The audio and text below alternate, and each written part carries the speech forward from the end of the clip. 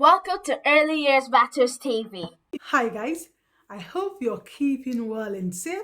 Welcome to Early Years Matters TV. On today's episode of Early Years Matters TV, I'm going to be sharing important strategies you, whether you're the parent, guardian, or adult, could use to promote learning in the area of early childhood. Today's discussion is going to be all about important interaction strategies you could use to promote learning in the area of early childhood. If this is the kind of video you're looking for, please stay tuned and watch to the end. All right, welcome back. The first strategy I am going to be talking about today is open-ended questions, okay?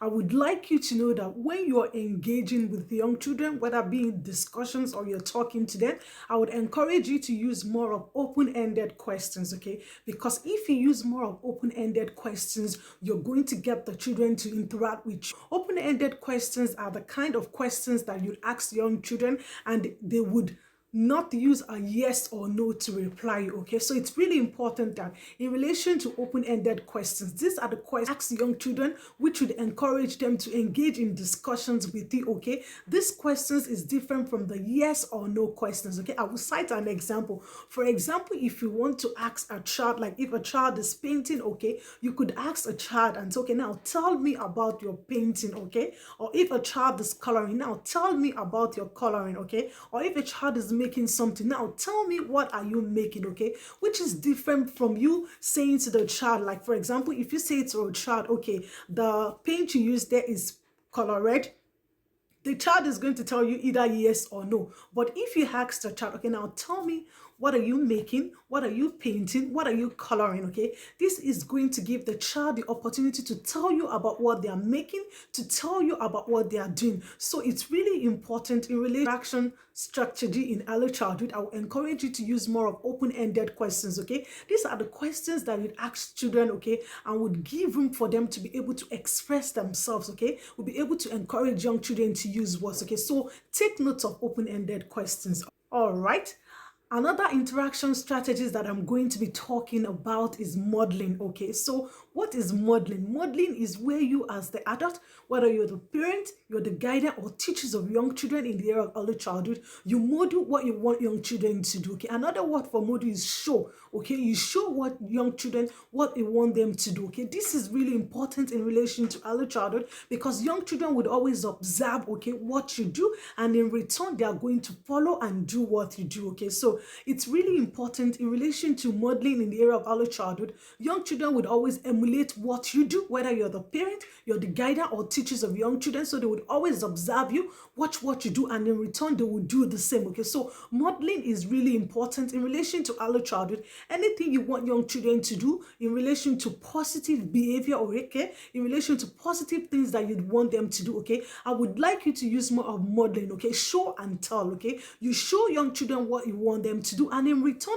they are going to cultivate this habit as well, okay. I would also let you to know that in relation to modeling, sometimes you don't really need to tell young children. They watch you, like I said earlier, okay. Young children will watch what you do, and in return, they will do the same, okay. So it's important that you use modeling, okay. Anything you want young children to do, the behavior that you want them to exhibit, you model this behavior to them and they watch you. In return, they are going to definitely do the same, okay. So take note of modeling, okay, using modeling, okay, in relation to interaction strategies to promote learning in the area of early childhood. All right. So another important interaction strategy I'm going to be talking today is sit quietly and observe, okay. It's important in relation to early childhood, whether you're the parent, you're the guardian or teachers of young children, that there are some times that you just need to sit quietly and observe what young children are doing, okay. You sit down quietly and you observe what children are doing. Like I said earlier, there are some times in the area of early childhood that you do not need to comment on what young children are doing.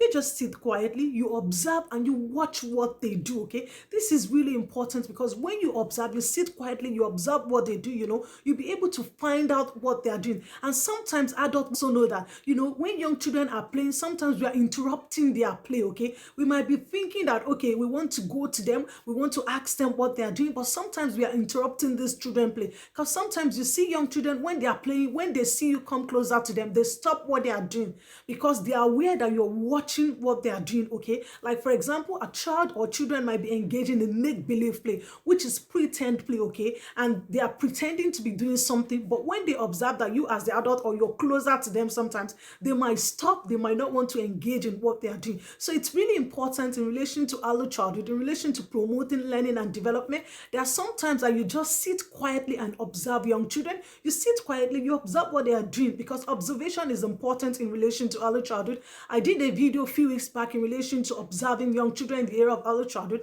I'm going to leave the link down below so that you can know more about observation in the area of early childhood. Important interaction strategy I will encourage you to use in the area of early childhood: sit quietly and observe what young children are doing. From observing them, you'll be able to find out about them, you'll be able to find out about what they love, and this will inform your curriculum, okay? This will inform you in relation to when you're planning for children's play, okay? At least you know what they like, and you'll be able to use this to support their learning and development. Please do take notes of this as well, all right? Another important interaction strategy I'm going to talk about is guiding. This is where you, as the adult, whether you're the parent, you're the guider, or teachers of young children, you guide them, okay? So for instance, okay, a child might be solving a puzzle, okay, and a child is having difficulty putting the puzzle together or putting the jigsaw together, okay? This is where you, as the adult, okay, you could be able to guide the child in relation to solve the puzzle. You could guide the child by saying, okay, what if you put that piece there, or what if you put that piece there and you put it together, is going to make the shape you're trying to do, okay? So it's important in relation to early childhood as well that we guide children. You know, sometimes, or most of the time, we have to guide children as well in terms of their behavior, in terms of what is expected of them. So guiding is another important interaction strategy that you, as the parent, guardian, or teachers of young children, need to use in the area of early childhood in order to promote learning and development. Please do take note of this as well. All right. The last important interaction strategy I'm going to be talking about is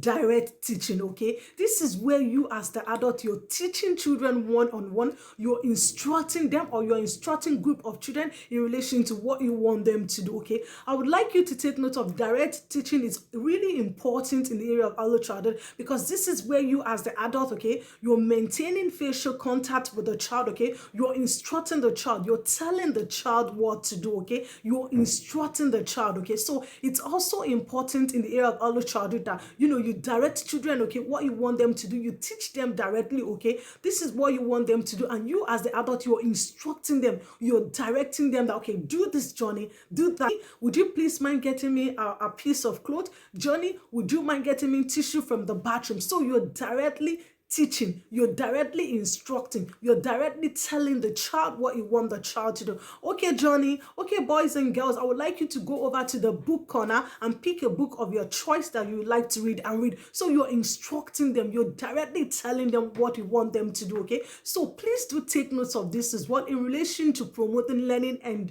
development in the area of early childhood, that direct teaching is also important. Thank you so much for watching and listening, and I hope you've taken note of all this important interaction strategies that you could use in the area of early childhood to promote learning and development, okay? Please do take care of yourself and mind yourselves for now. Bye bye.